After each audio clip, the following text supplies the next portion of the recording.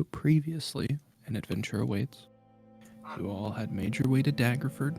As night fell and Jin was keeping watch, he noticed Juliet walk out of the guild hall and disappear into the night.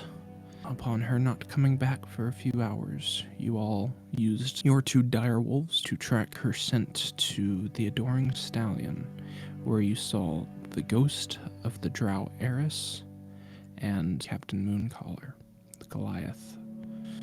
Shrooms came out, give a silent image replay of what happened in the Adoring Stallion room, and as Orsic read Juliet's lips, that yes, I will join you in walking through some type of dimensional portal. We pick back up in the middle of the night in the city streets out front of the Adoring Stallion. Is the hologram still there? Yeah, like a paused state at this point. Can I check the whole play to see if Juliet left anything? You can sit here and play through it as many times as you want. Doesn't seem like she left anything. She took all her belongings and walked through. Orsk is visibly confused and shocked after reading what he read. Does the portal look similar to the one Rhea tried to go through? Yes, it does. I told the party, it's not safe being out in the open right now. Let's head back and discuss. But we're already here. I say we should just check it out real quick. I want to go help her, but that would be an overwhelming force against us. Orsk is going to start heading back, not saying a word and not really liking to look at anyone. I follow suit. All right. I look at Boros. I need to get my mind off of things. Well, follow me. Let's go this way. I'm gonna walk towards where Moonwalker went to. Moonwalker. Who's that his name? Careful what you say out in the open. Right. The Captain Mooncaller walked down a couple of blocks and then turned onto another street. I'll just take the same route he took. Okay. As you turn the street, you can tell you've been in Daggerford enough now. This is the way back to the central jail that you guys were in before. How are you doing? I'm holding up as best I can right now. Despite every hurtful thing she said to me, I still don't want anything bad to happen to her. Orsic and Jin walking one way, Boros and Kai walking another. You notice that following you is an ever-burning dog on fire, keeping as much as it can to the shadows, in and out of alleyways, walking behind closed merchant carts. There's one on both of us. Yes, there is. What is it? Do you seriously not see it? No, but I know what you're talking about. I saw it back at the Goblin Camp. Where's the dog? I will point out the area where I last saw it. 60, 80 feet back, kind of on the edge of an alleyway. There it is. Just try not to look at it directly. Okay, I'll look at it directly. I need you to roll a wisdom save for me. At advantage, because you can't see it. So you do connect with it, right where Boros is pointing. And you just move your eyes slowly around until you feel the back of your eyeballs start to like singe and burn. But that's about it. So while all that's happening, Jin and Orsic, are you interacting with the animal in any way? No. Not at all. You two successfully, and seemingly at this point untailed, make it back to the guild hall. Yeah, I'll go ahead and watch. You try to get as much rest as you need. Now back to the streets out front, the Duchess's mansion and next door prison, Boros and Kai. I don't think she'd be here. I just needed something to clear my head. You good? A little better. Let's head back to the guild hall. Did I ever tell you why I came here? No, I don't think so. One night it whispered something into my ear. A command to me. And when I woke up, I was covered in blood. And 2 people were dead. I remember my dad telling me if something were to happen like that, I go straight to Daggerford. That's where I found the letter, his journal, Mr. Slithers, and the sword. I just want to live my life like a normal person. Thanks for telling me. Pat pat on the head. Thank you for listening, at least. I think this is the guild hall. You all head back into the room in the guild hall. Where you two follow? Other than the fire dogs, no. Decide amongst yourselves who's going to be taking the last watch. I'm going to head to bed. I'm taking third. You all wake up a couple hours after sunrise. You all head downstairs. The merchants have moved their carts around front and are packed up and secure. And as you all walk out front the guild hall, you see walking around from one of the carts, carrying a pallet of supplies, Juliet. Good morning. Lovely to see you all. You're up late. We've got things to do. Juliet, what the hell? Did we agree to meet later? I didn't expect you guys to sleep in so long. We know what you did last night. Perception, if you're just looking. Damn. That's rough. If you have inspiration, you can use after the roll. You don't see any type of metallic pieces, any glowing metal or anything in the back of her neck. Last night you spoke with Eris. I'm sorry. What? Guys, Eris is dead. Yes, and it surprised us you too. saw her die. Kai, can you head down to Whispers? Nice.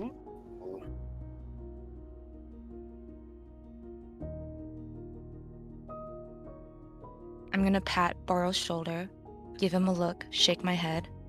I'm gonna give Jen a specific look. I don't know what that look is, but a specific look. Okay, I did go to the inn. And I know that Jen thought we shouldn't. But I just wanted to know who he thought was gonna, ambush us. But nobody came in, and I went down to the bar, and the captain was there, and we had a couple drinks and a nice time. And then I went up to one of the rooms and fell asleep because I drank just like a little too much. I don't have that dwarven resistance, And then I woke up. I got here thinking you would all be here and that I was going to be late, but it turned out to be the other way around, which was quite a surprise. Can I have Jen down in Whispers, please? Oh. Hi, for the 5th time in Daggerford. As you watch the 23, you see that, the emotion within her, everything she is telling you appears to be true. Jin's gonna stop this conversation and say, let's get out of here. There's enough rambling. Yeah, let's go hop in the wagon. Since everyone in her party's acted really, really weird this morning, it's gonna socialize with the other merchants as we travel and generally avoid whatever's going on over here. You head out northwards. Who is up front leading the cart? I would be. Yeah, so I got the feeling that she really doesn't remember. Yeah, I'm starting to get the suspicion. Mine was wiped. Well, didn't Flo mention memories were taken? Oh, god damn it. Alright. Your first day of travel begins to come to a close. You can easily find an open field, flat area to set down in. It's pretty much all rolling plains here. Well, while we're setting up camp, Orsk is going to go over to Juliet and he's going to be like, Juliet, how you holding up? You've been rather quiet all day. You said that we've been acting weird, sure, but you can still use some conversation. Okay. I should have let you know I wasn't coming back, but it just seems like a really extreme reaction. There's just a lot going on, probably more than you know, and whenever you are ready to hear about such things, because the truth, in some cases, do need to be revealed. But thank you, I think. Are we taking watches? I guess I'll do that. I'll take second then. We'll take third.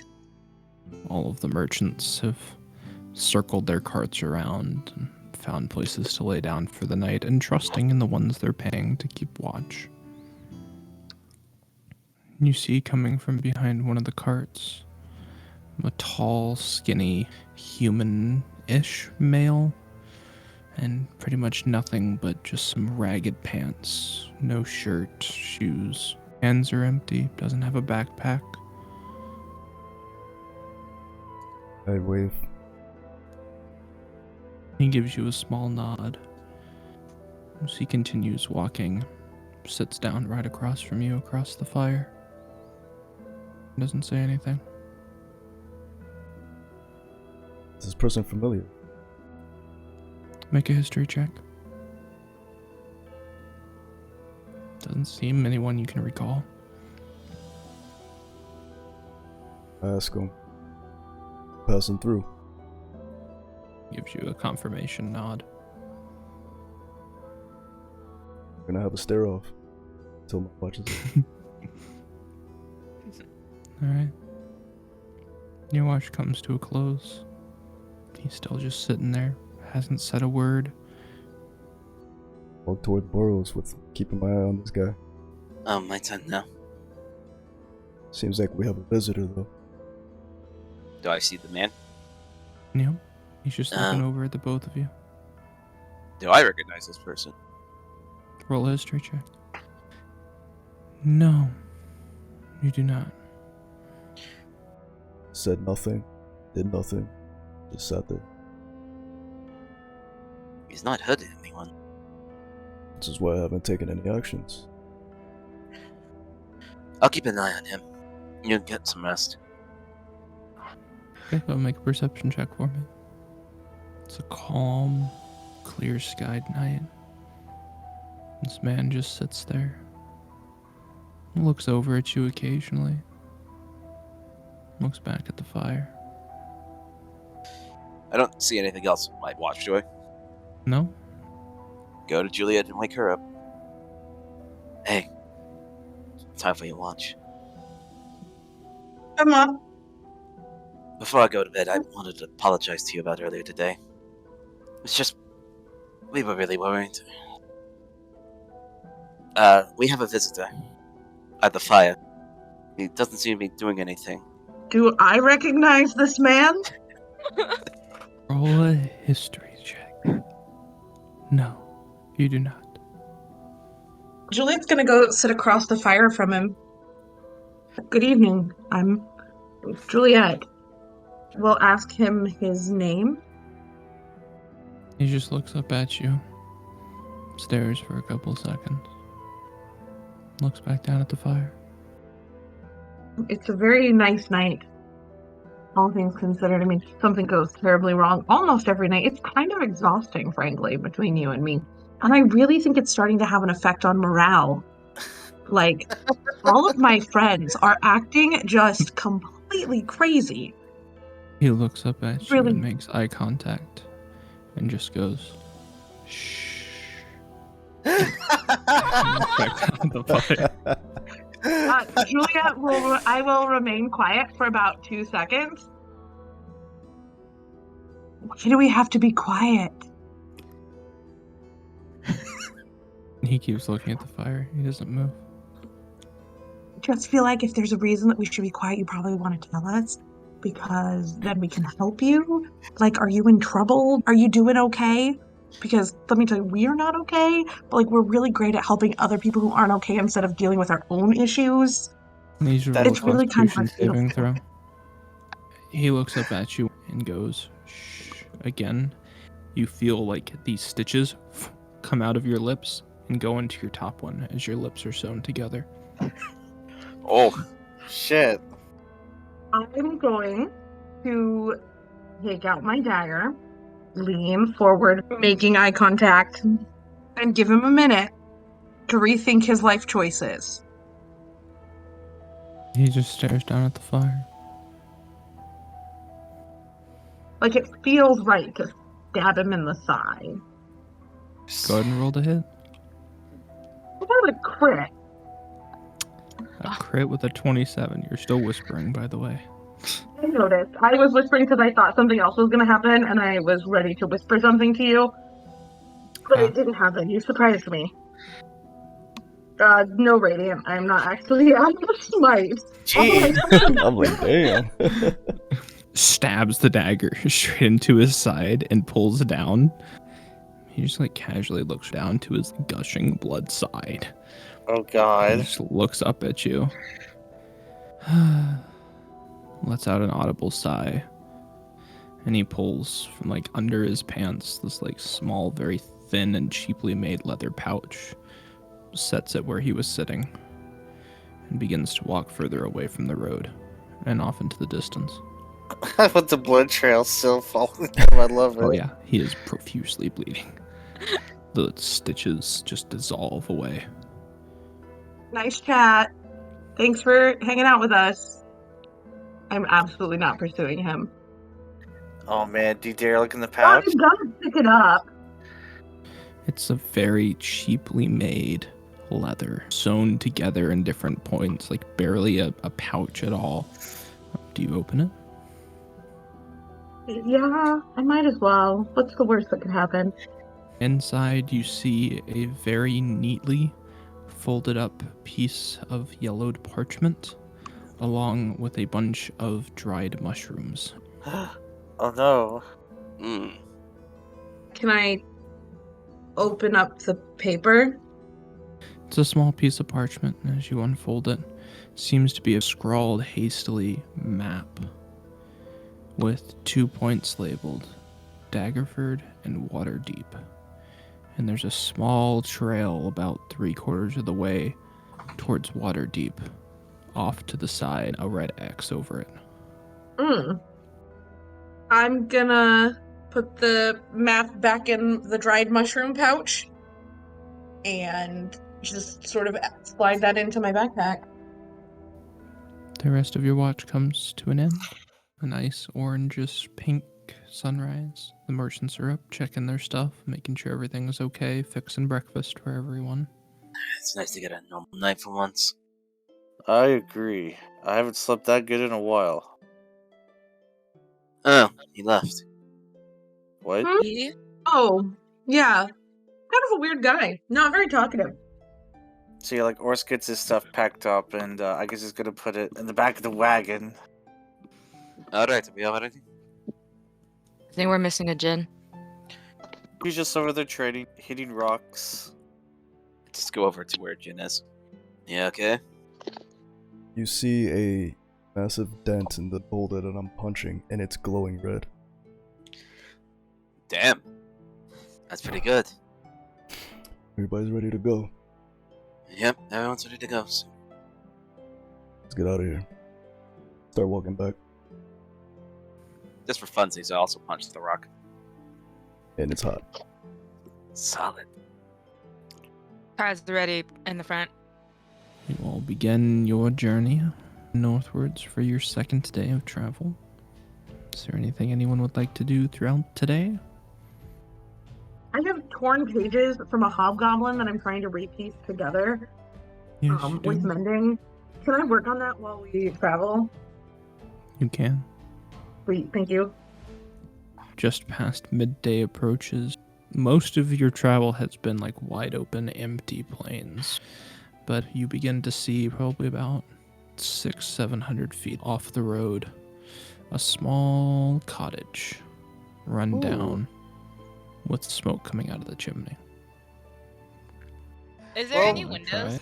right. There is one window by the front door, yes. I'm gonna give the rein to Boros real quick. I'm gonna take out parchment paper and I'm gonna write a little note saying, "Have a nice day." Put it in my little arrow and shoot it. Yeah, longbow attack with disadvantage. Looks like it lands about 50 feet at the front door. You see the front door whip open and some type of vaguely humanoid figure standing in the doorway. It's a bit too far away to make out details. You all We would just- continue until you're ready to sleep for the night. So I guess we're handing out rations. You know what? I think after when Orsk eats his rations and sets up his tent, he's gonna like set up a target somewhere, right? Piece of hard, torn off bark, draw like a little circle with a dot in the center. Step back far away enough and just shoot arrows at it. Easily enough. I will sit next to the wagon. My upper body starts to flame up, and I try to keep it at a consistent level the entire time and just meditate. I'm gonna go up to Jen. Come over. We're gonna do a thing. Let's go. I raise an eyebrow. I also raise an eyebrow. I get up, my flames subside, and walk with her. Is Juliet at the fire? Yes. Okay, I'm gonna take Jin and have him sit down in a log, and I'm gonna go find Boros. Like near a tree. Come on, talk to me. I know you're there. Hello, I'm Tree. No, but I am. What are you Merchants are doing? just pooping behind a bush. Oh. Yeah. I'm trying to speak with my, Pet? right, let's go with that. Come with me. Let's go. I'm Oh, gonna give you my okay. hand. I'm gonna swing our hands back and forth. And while we're walking, I'm gonna find Oris. Who's shooting his arrow, right? Yeah. And be like, Oris, come here. Is everything What are we- okay? Grab my hand. Sure. I'm gonna lead you guys to the fire while moving our hands back and forth. Uh, Yes, sit. I will sit down and see what's about to happen. Everyone settled? Cool. I'm gonna sit next to Juliet. So, back in the forest, we called this game Liar's Reverie. But I think in common, it's called Truthy Stabby. Orsk immediately takes out his dagger and stabs the ground. Finally! We have many knife games back in Galtagrim. This is one of them. How the game works is whoever answers the question picks the next person. On your turn, you cannot ask the person before you. So, truth or stab. If you choose stab, I'm going to do a minor illusion of 3 other daggers. You pick which dagger you want. If it's a fluke, you're safe. If it's the dagger, you or the person who asked you the question could stab you. No Quick healing question. allowed! And if you choose truth, well, you could answer truthfully or not, but just letting you know if you get caught, it will be dangerous. Oh, I'm not going first. Jin's gonna stand up Ooh, and I say, might. I'm glad we finally have time to bond and actually rest for once. But one of us does No. need to keep watch, so you all enjoy, and I'll take the responsibility. And he walks off. No, he doesn't. No! Fine, we'll just play without him and have a good time. Does that mean that Boros and Juliet roll again? Yes. Yeah, you two do roll this. Okay. Alright. Ah, I get to go first. Juliet is going to say, Boros, Oh. I want to know what your earliest memory is. I'll take truth on that. I do remember one thing. It was my parents talking about something. I was very young at the time, but I think it was the day we moved into our home in Silverimo. It's fuzzy, but it's the earliest memory I do know that I have. All right. You can ask a question, but not to me. It has to be to Kai or Orsk. Kai, I guess. Of the 2 direwolves, which is your favorite? I'm gonna look around and make sure they're not nearby. As if to hurt their feelings. Yeah. I'll say they're off hunting right now. Okay. Ezzy. Alright, I guess you go next, Kai. Orsic. How big is your family? It's really big. Okay, so I told you about my youngest sister, but I actually have quite a few elder brothers and elder sisters. As far as I go, I am the second to youngest amongst my siblings. Let's see, he's counted his fingers. He's like 3 brothers, including myself. And I have at least 4 sisters. My oldest brother. Before I was born, he was already very adept at the art of war. He already had a firm placement within the Grim military, and by the time I became an adult, he was already a advisor at the war table. On the off chances that I do get to see him, they're very rare, but they're very worthwhile. He's a great man, and he taught me a lot about tactics. And then for my extended family, well, a bunch of aunts and uncles, cousins, you know, typical for a dwarven family. It's quite huge. I can't name them all. I bet It's, parties are really cool. Depends on the party. Anyways, Kai, does that satisfy you? Yes. In that case, Juliet, what are your parents like? Stab. Oh God. Okay. So how this will work is you roll a 1d4 and Orsk, you think of a number. 1 through 4.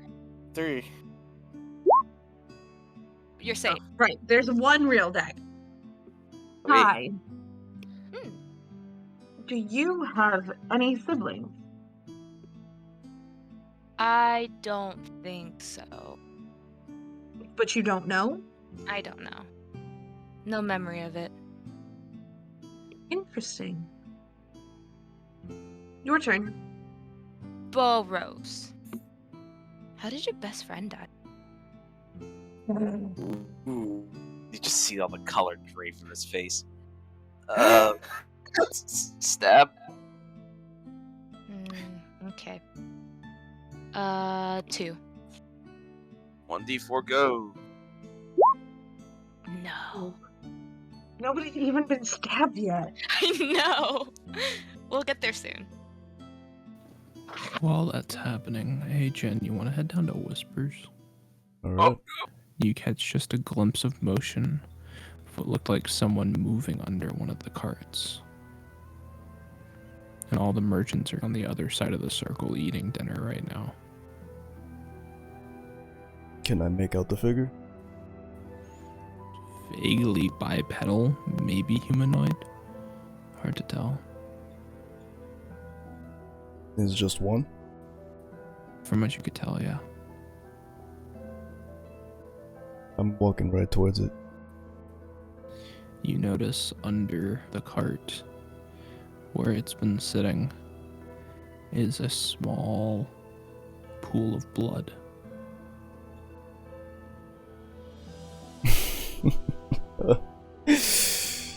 Oh, jeez.